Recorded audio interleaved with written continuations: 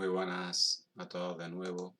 Os voy a comentar hoy la segunda sesión concretamente la reproducción de las plantas.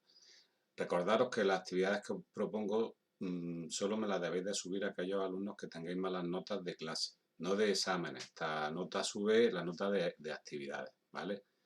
El resto, pues las podéis hacer en el cuaderno y la idea de estas actividades es un poco porque muchas preguntas son como las que voy a hacer yo en el examen, para que vayáis, para asegurarme que estéis atentos a esta clase y que vayáis un poco agilizando la mente para responder a ese tipo de preguntas, ¿vale? Bien, pues vamos a empezar. Como he dicho, vamos a hablar de reproducción. Las plantas tienen dos formas de reproducción, que las tienen todas. Ya veremos en animales como algunos tienen asexual y otros no, pero las plantas sí tienen todas reproducción asexual y sexual a la vez. Es decir, la planta se reproduce de las dos maneras. En el caso vamos a hablar primero de las plantas inferiores, es decir, de los musgos y los helechos.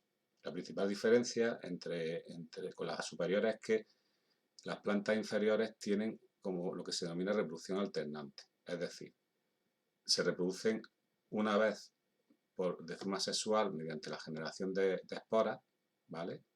Y otra vez mediante reproducción sexual por la fabricación, por la fabricación de gametos masculinos y gametos femeninos. En general, entonces, la reproducción asexual de las plantas, como veis aquí, pues bueno, estarían la forma de reproducción asexual de las plantas inferiores, es decir, de musgo y helecho a través de esporas, y las plantas, digamos, las plantas superiores, es decir, por las angiospermas y las gimnospermas, lo hacen a través de estructuras específicas como las que tenéis aquí. Vamos a empezar con la reproducción en plantas inferiores, que se produce en musgo y helecho. Concretamente, esta es, por ejemplo, la reproducción de helecho, pero bueno, lo que quería comentaros sobre la reproducción asexual es que una parte de la planta, porque en la reproducción alternante se generan dos plantas, una grande y otra pequeña, ¿vale? En la grande, en este caso, que son los helechos, es la planta que vemos, genera esporas en estas estructuras que ya os dije que se llamaban esporangios, porque son las estructuras que generan esporas.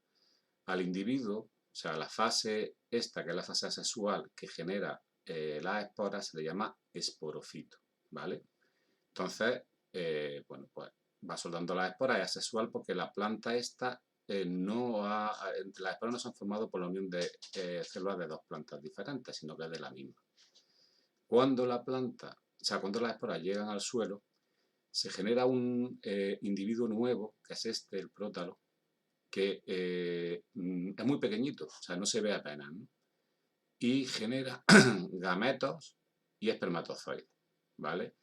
Los gametos ya os dije que necesitaban el agua, porque generan como espermatozoides células que se desplazan hacia el óvulo para fecundarlo. Por eso necesitan un medio líquido para poder reproducirse. Y esta fase que genera gametos es lo que se le llama gametocito. Cuando los gametos se fecundan, se forma un cigoto de la unión del óvulo espermatozoide que va a generar un nuevo esporofito, ¿vale? Un nuevo adulto. Y vuelve a formarse el ciclo. Es decir, esta fase sería asexual y esta fase sería sexual. En los musgos ocurre exactamente lo mismo, solo que aquí lo que vemos realmente es el gametofito, es decir, la planta que os puse cuando estudiamos los musgos, pues generaban un gametofito, ¿de acuerdo? Por la unión que se forma por la unión de gametos, pero ese gametofito, como veis aquí,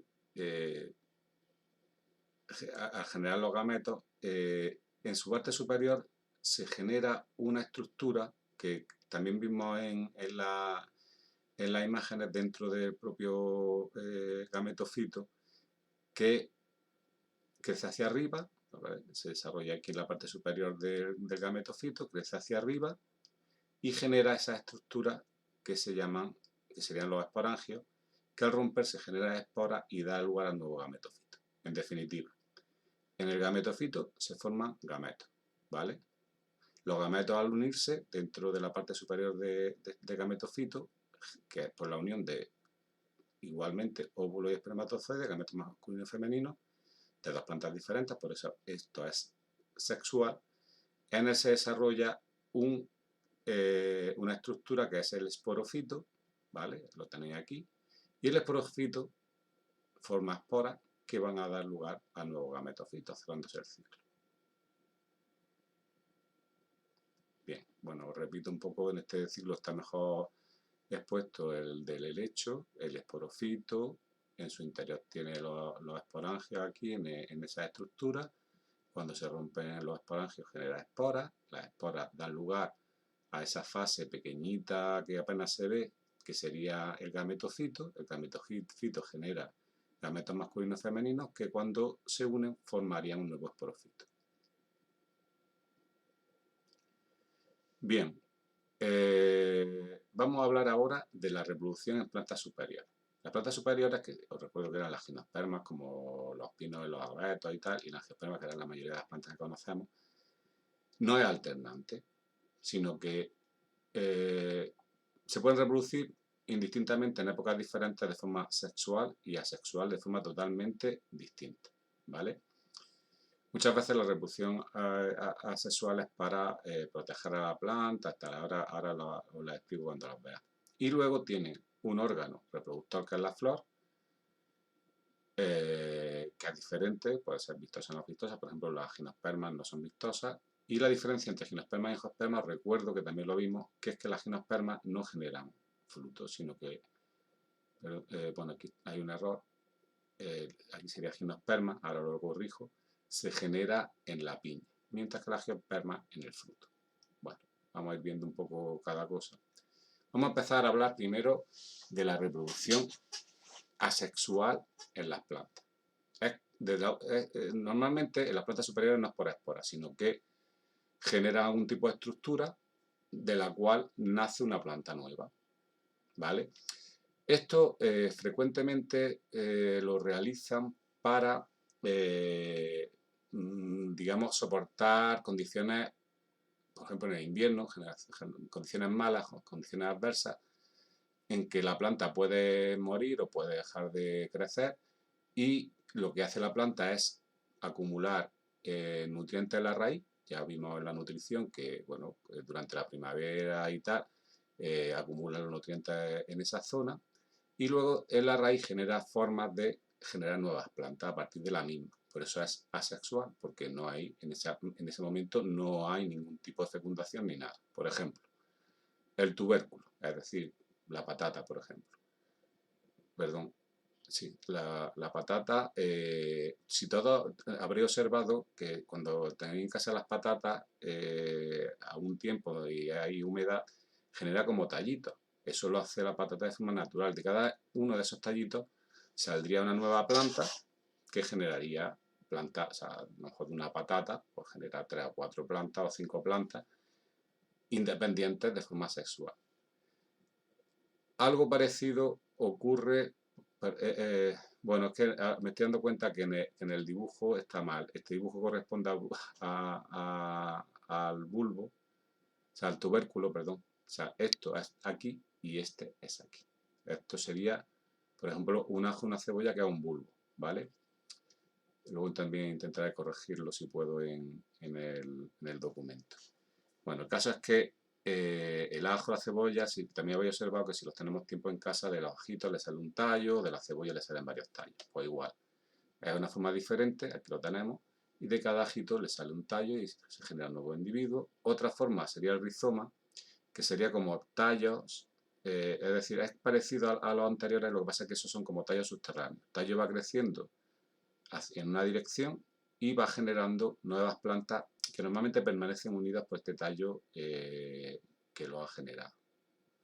Y otra forma es por tallos aéreos, que se llama estolón. Es decir, la planta genera un tallo, ese tallo cae al suelo y de ahí le salen raíces, como estáis viendo, y generan una nueva planta. Si tenéis plantas en casa como cintas, pues habréis observado que salen esos estolones, y si nosotros ese tallito lo ponemos en otra maceta, pues generan una nueva planta. También las plantas se pueden generar de forma asexual, pero digamos por el ser humano. Eso es lo que se llama estaca o esqueje. No sé si lo habréis visto hacer en casa, pero es muy característico pues coger un trocito de planta, lo pongo en el suelo y de ahí sale una nueva planta. Como no ha habido reproducción sexual, porque es de la misma planta, o sea, los genes que tiene esta planta y esta van a ser exactamente iguales, sería sexual. Lo que pasa es que es verdad que esta forma de reproducción es artificial. La planta no lo hace por sí sola, lo hacemos nosotros para generar nuevas plantas. Bien. Os voy a poner esta vez el listening y os preguntaré 2 preguntas en las actividades, porque algunos no habéis podido escucharla desde casa, entonces la vamos a escuchar desde aquí. 5.3 Sexual reproduction in seed plants. Sexual reproduction in seed plants involves a series of stages: gamete formation, pollination, fertilization, seed and fruit formation, seed dispersal, and lastly, seed germination. Pollination. Pollination usually takes place between the flowers of different plants, cross-pollination, since a flower's stamens and pistil don't mature at the same time. There are various types of pollination: wind pollination or anemophily, insect pollination or entomophily, pollination by other animals such as birds and bats, and water pollination. Fertilization. When a grain of pollen reaches the stigma of a flower belonging to the same species, it grows a long tube downwards through the style. This is called the pollen tube. The male gametes travel down this to reach the ovary. There they fuse with female gametes in a process called fertilization. Seed formation. A seed forms from the fertilized ovule, carrying the embryo inside. Seeds have the following parts: the embryo, which is a blueprint for the future plant. It has a root, a stem, and 1 or 2 embryonic leaves called cotyledons, which store nutrients. The endosperm, a nutritive substance surrounding the embryo. The seed coat, the protective layer surrounding the seed. Fruit formation and seed dispersal. After fertilization, an angiosperm flower loses its petals, sepals, stamens and pistil, and the ovary walls thicken to form a fruit containing the seed inside. Fruits are fleshy if they store up reserves, or dry if the ovary walls harden and protect the seed. In angiosperms, the purpose of fruit is to protect the seed and help to disperse it. Some seeds are dispersed by animals, like the seeds of fleshy fruits, because they're eaten and then passed out in feces. Many fruits and seeds are dispersed by wind, because they have hairs or small wings that allow them to travel through the air. Other fruits and seeds are dispersed by water, because they're able to float. Seed germination. Germination is when a seed that has fallen to the ground absorbs water and opens up, and the embryo starts to grow. The root appears and buries itself into the ground, and the stem and leaves appear and grow towards the light. Bien, os voy a explicar lo que más o menos han dicho, pero bueno, también si alguna cosa no lo había entendido, prácticamente está diciendo lo mismo que pone en el libro, o sea que ahí os podéis apoyar, ¿vale? La respuesta de estas cuestiones las hacéis, por favor, en inglés. Bueno, vamos a pasar, bueno, lo que más o menos ha dicho, digamos, la reproducción en las plantas superiores pasa por la formación del polen, que es la flor. El polen de una planta que contiene los espermatozoides y los gametos masculinos llega a la parte femenina de la planta, que puede ser pueden ser, ya os dije, hermafroditas o tener plantas diferentes de diferentes sexos. El caso es que el espermatozoide entra aquí, genera un tubo polínico, ahora lo veremos, fecunda el óvulo y luego, en el caso del angiosperma, esto no ocurriría en gimnosperma, se generaría un fruto que daría lugar a la semilla. Pero bueno, lo vamos a ir viendo poco a poco. Vamos a ver.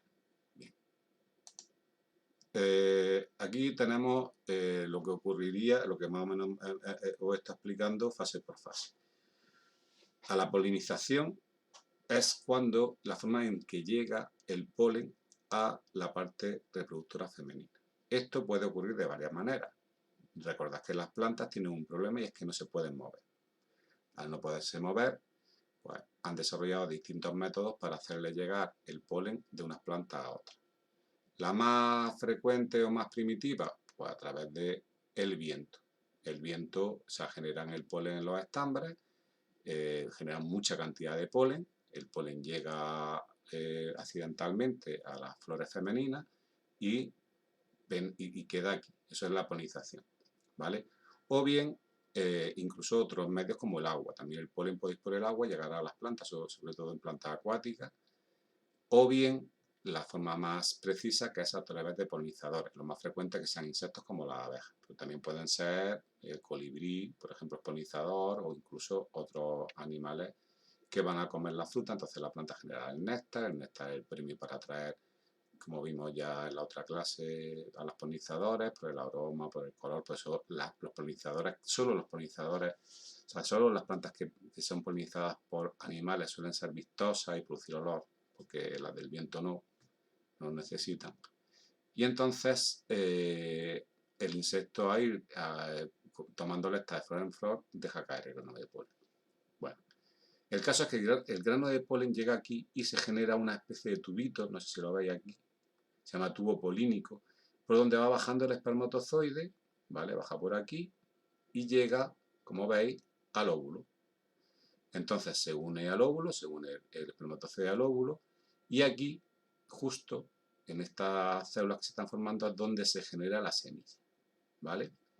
Da igual que sea por el viento, por eso, esto ocurre igual. Lo que sea diferente es la gimnosperma. ¿Por qué la gimnosperma no tienen fruto? Simplemente en el interior de esa estructura llamada cono es donde se produce la fecundación. De una forma diferente que no os voy a explicar por no complicar mucho la vida. Bien, una vez que se genera, ya se ha fecundado la planta, recordad que vimos en la parte anterior que florecían todas a la misma época gracias a unas hormonas vegetales que hacía que cuando llegaba la primavera por las horas de luz se produciera la floración simultánea para que así se puedan fecundar todas a la vez. Entonces cuando pasa ya a final de la primavera, verano y demás, pues se produce otra hormona que genera la fructificación, es decir, la formación del fruto, que sale de la propia flor, es decir, la flor, aquí tenéis una flor, se le van perdiendo las partes reproductoras, es decir, los estambres, la parte superior esta, que es el estilo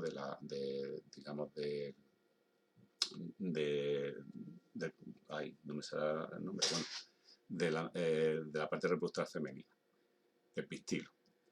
Y empieza a desarrollar nutrientes aquí. Esto no lo hacen todas las plantas, porque todas las plantas no tienen la forma de dispersión, pero sí muchas plantas de las que tienen flores vistosas lo hacen así. Vale. ¿Y eso para qué es? ¿Para que no las comamos? No. Es para que, bueno, sí es para que no los comamos, pero que no lo hace de forma gratuita, sino que lo hacen para que los animales, al comernos la planta, o sea, el fruto, cuando defequemos, los animales realizan la defecación, quiero decir, pues dejan las semillas en otras zonas y han dispersado las semillas, que ese es el objeto. Pero ya vimos que había distintas formas de dispersarlas, también por el viento y tal. Bueno, antes de llegar a la forma de dispersión, sí quería comentar un poco la semilla. La semilla no solo es el embrión. Esto es una semilla abierta y fijaros que aquí tiene esa estructura que es el embrión que ha empezado a crecer y está desarrollando como una zona donde van a salir las hojas, otra zona donde va a salir el tallo, otra zona donde va a salir la raíz. Pero hay varias partes importantes. Por un lado está la testa, que sería la parte que lo envuelve, que es una estructura de resistencia, que le permite a la semilla estar incluso años sin germinar, pero sin sufrir ningún tipo de daño hasta que las condiciones sean idóneas para la germinación. Por ejemplo, que llueva y hay agua y hace buena temperatura y germina. Pero pueden estar protegidas por esa testa. Luego tiene otra parte que son los cotiledones, que puede tener uno o dos, y que esos cotiledones lo que tienen un almacén de nutrientes, porque las plantas ya sabes que son autótrofas. Entonces, hasta que no salgan las hojas, no puede hacer la fotosíntesis. Entonces aquí tiene los nutrientes necesarios para generar la pequeña plántula hasta que aparecen las hojas y ya puede hacer la fotosíntesis. ¿Vale? Entonces esto sería la acumulación de nutrientes. Bien. Por otro lado, por ejemplo, no todas las plantas, insisto, generan nutrientes, sino que otras generaban, ya recordaréis, estructuras para como los bulanos, como estructuras para girar y demás, y dispersarse. O, un dato curioso, por ejemplo, no sé si alguna vez he preguntado cómo llegan plantas de una isla a otra, cuando son islas desiertas que se generan, son islas volcánicas que aparecen. Pues puede llegar por el viento, puede llegar incluso por animales, si están cerca del continente, o los cocoteros, o sea, las palmeras, utilizan una forma de dispersión que es a través del mar. El coco es una estructura que flota, incluso le viene bien estar en agua del mar para germinar, entonces cuando accidentalmente un temporal lo lleva a otra isla, es capaz de generar un nuevo gotero. Bien, en cuanto a los ciclos, bueno, realmente las plantas superiores no tienen reproducción alternante, sino que esta es solo la parte sexual. Que ya también os lo comenté, que las gimnospermas como los pinos tienen flores masculinas y flores femeninas, ¿vale? Incluso la misma planta. Pero bueno, cuando se genera viento, puede llegar el polen que genera la parte masculina, puede llegar de una planta a otra y fecundar a las flores femeninas. Las flores femeninas, cuando llega la época ya de la formación de la semilla y tal, lo que crece no es un fruto, sino una estructura que la veis aquí, que es el cono o piña, en cuyo interior se han formado las semillas. Las semillas sí tienen sus nutrientes, sus cotiledones, eso es igual. Lo que pasa es que no es una estructura, digamos, como que no tiene la flor igual que la angiosperma, ¿vale? Entonces, cuando pasa el tiempo, esa piña se abre, a esto le llamamos a veces piñones, y genera semillas que cuando crecen dan lugar a una nueva planta. Y las plantas tipo angiospermas, que son las plantas con fruto, pues a través de la polinización generaría, bueno, se fecunda la flor, esto ya lo he explicado anteriormente, la flor en su interior se fecunda por la polinización, el fruto crece, ahí se forma la semilla, cuando la semilla cae, germina, ¿vale? Y daría lugar a una nueva planta superior. Bien, espero que hayáis entrado de todo bien y si tenéis dudas pues me podéis preguntar por correo, ¿vale? Como he dicho anteriormente, os voy a compartir estas preguntas que más o menos ya en la explicación os he dado un poco de instrucciones para que la respondáis a dos en inglés y bueno, preguntitas un poco que tenéis que responder en base a lo que yo he explicado. No la busquéis por internet, de eso no sirve para nada, si lo que quiero es que penséis un poquito y que la respondáis en función de lo que yo acabo de explicar. Bueno, pues nada. Me queda una clase que os la grabaré la semana siguiente. Ya os digo, la idea es que aprovechéis estos días y cuando yo me incorpore o venga sustituto, pues daremos un repasito y así no perdemos tiempo, porque si no, no me va a dar tiempo a explicar todo lo que os tengo que explicar en el futuro, ¿vale? Bueno, pues chicos, nos vemos. Hasta luego.